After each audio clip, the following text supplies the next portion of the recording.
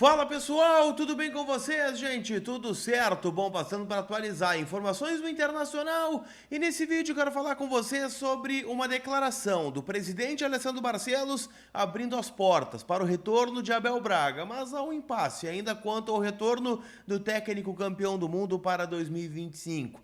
Quero falar também sobre uma boa notícia na rodada do Campeonato Brasileiro e também sobre a polêmica nos bastidores envolvendo um suposto pedido de impeachment do presidente Alessandro Barcelos, feito pela oposição. Vamos explicar tudo isso depois da vinheta.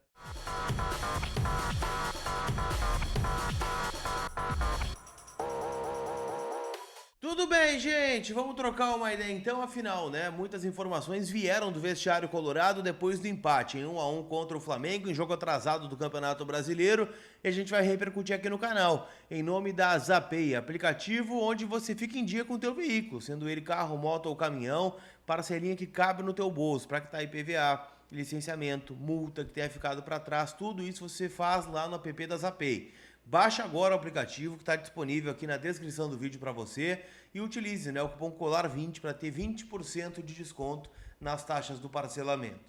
Tá certo? Então Zapay, Z-A-P-A-Y. Faz lá, ó, busca na Apple Store ou no Google Play ou só clicar no link que é um caminho certamente mais fácil para vocês.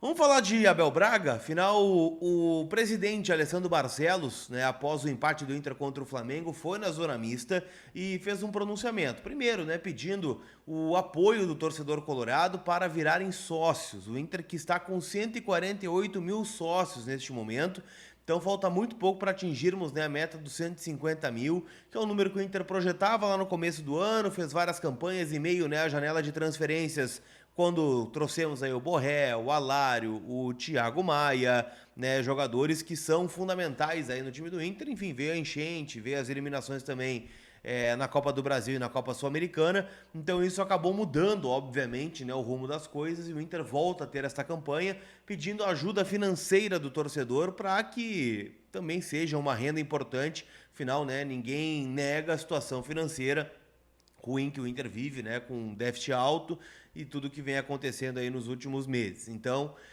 este foi o motivo da explanação inicial, né, do presidente, agradecendo ao torcedor que foi ao Beira-Rio no empate contra o Flamengo.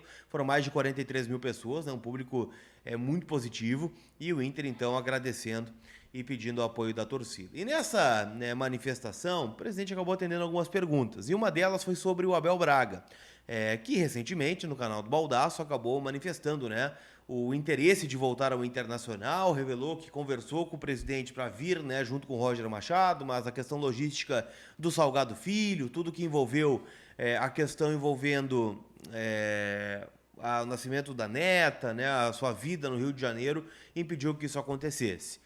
O Alessandro abriu a porta para o Abel, disse que o Abel sempre tem portas abertas aqui no Beira-Rio e que não vai falar ainda de 2025 porque não terminou 2024, ou seja, vai esperar acabar o ano, né, como é que vão ser feitas as coisas, a saída de jogadores, o Inter na fase de grupos ou o Inter na fase de pré-libertadores, tudo isso vai nortear o caminho do Inter para 2025. Eu já tinha ouvido algo parecido na concentração do Inter lá em Belo Horizonte, tá? Que o Abel, de fato, é um cara que mantém contato, né, com a direção colorada, mas que não há nada alinhavado para ele voltar, né? Há uma manifestação dele, né, de desejo, mas portas abertas, nada negociando ainda. Até porque o D'Alessandro hoje exerce um papel importante dentro do vestiário colorado, como essa figura do coordenador técnico, mesmo que ele seja um diretor esportivo. E o Abel, daqui a pouco, né, teria que ter um escopo de trabalho bem definido, para daqui a pouco não ser uma sombra para o Roger, né, no primeiro momento de instabilidade pedir, né, a entrada do Abel Braga no comando técnico. Então tudo isso tem que ser bem definido. Não há ainda uma sinalização mesmo de que o Abel será contratado para ser o coordenador no ano que vem. A entrevista do Barcelos também girou em torno de um tema polêmico. Afinal, na véspera de Inter e Flamengo, um grupo de mais de 100 conselheiros de oposição entrou com um pedido, né, no Conselho Deliberativo para ter maiores poderes na comissão especial que está investigando, né, uma possível gestão temerária do presidente Alessandro Barcelos, o que poderia lá na frente, se comprovado, um pedido de impeachment do presidente Alessandro Barcelos e do seu conselho de gestão.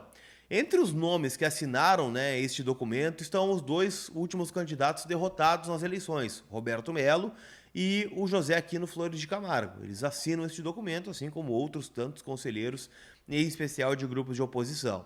O presidente ficou irritado com essa pergunta ontem, né? Disse que não queria falar sobre o tema em meio a um jogo importante, mas aproveitou a pergunta para dizer que a gestão dele é a gestão mais transparente da história do Inter, que já respondeu diversas perguntas sobre o tema, que tem como base inicial o que o Inter fez com o dinheiro que recebeu da Liga Forte União. Esta é a pergunta que os conselheiros de oposição estão fazendo.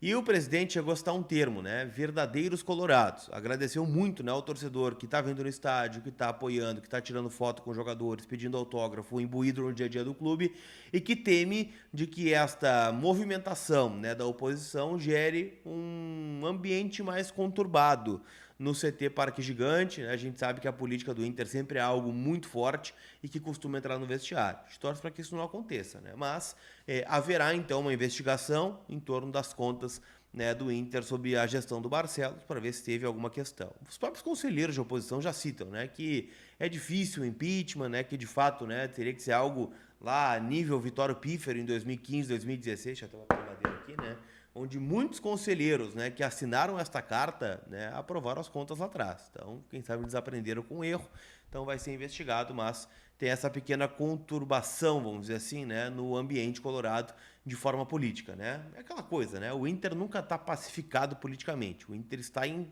trégua.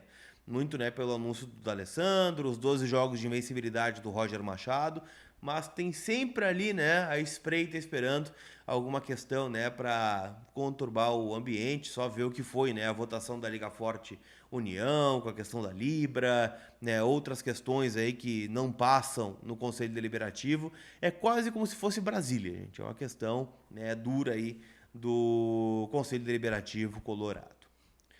Para a gente fechar, eu quero falar sobre a questão da tabela do Campeonato Brasileiro. Afinal, o Inter ontem empatou contra a equipe do Flamengo em 1-1 e este resultado, gente, colocou o Inter na quinta colocação. Ou seja, o Inter não conseguiu ultrapassar o Flamengo, mas enquanto o Inter empatava com o Flamengo, o Botafogo confirmou a vaga à final da Libertadores, vai jogar contra o Atlético Mineiro. Ou seja, as finais das Copas tem Botafogo e Atlético Mineiro na Libertadores e Flamengo e Atlético Mineiro na Copa do Brasil. Se o Botafogo for campeão da Libertadores, tem G5. Se o Flamengo for campeão da Copa do Brasil, tem G5. Se o Atlético Mineiro ganhar as duas, tem G5. Se o Botafogo ganhar uma e o Atlético outra, a vaga passa para o Flamengo. Tem G5. Então está confirmado o G5 do Campeonato Brasileiro, que é onde o Inter está. Ou seja, o Inter estaria entrando hoje na última vaga de fase de grupos da Libertadores. Com isso, gente, o foco passa a ser menos o Flamengo, que está 2 pontos à frente, e mais o São Paulo, que está 2 pontos atrás. Então a gente olha na próxima rodada, quando o Inter joga na terça-feira contra a equipe do Criciúma no Beira-Rio, para o São Paulo, que joga, né, contra o Bahia também na terça-feira, jogo simultâneo, né, os dois jogos 9h30 da noite, o São Paulo jogando na Fonte Nova contra o Bahia e o Inter no Beira-Rio contra o Criciúma. Claro, na quarta tem Cruzeiro e Flamengo, a gente torce por uma vitória do Cruzeiro para ultrapassar o Flamengo e ficar cada vez mais à frente aí do Campeonato Brasileiro. Secamos também o Fortaleza, que joga contra o Juventude no sábado. Então tudo isso entra na nossa secação aqui, né, no Brasileirão. Tá certo? Não esquece que dá para palpitar também ainda na Sul-Americana, lá na KTO.com, onde a diversão acontece. Cupom COLAR, dá 20% de bônus no primeiro depósito. Tem Corinthians e Racing, ou Racing e Corinthians, hoje lá em Avejaneda.